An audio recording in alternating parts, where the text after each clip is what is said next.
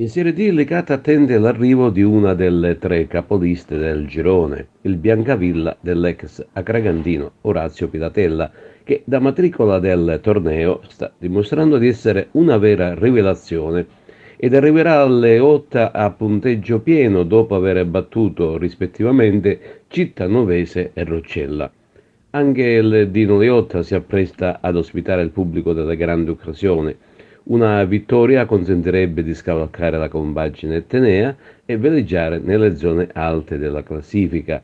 E parliamo di Acragas, l'ultima volta che la squadra dei Templi e il Mazzara si incontrarono all'Esteneto è stata nell'ultima stagione di eccellenza con il tecnico Pino Rigoli.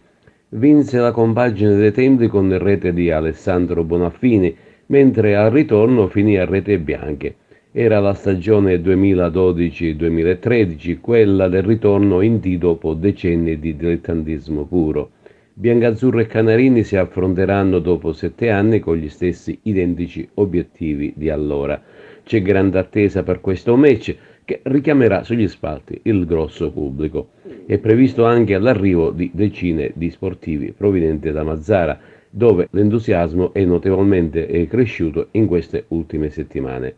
Infine sarà il signor Umberto Spedale di Palermo a dirigere il match dell'Esseneto.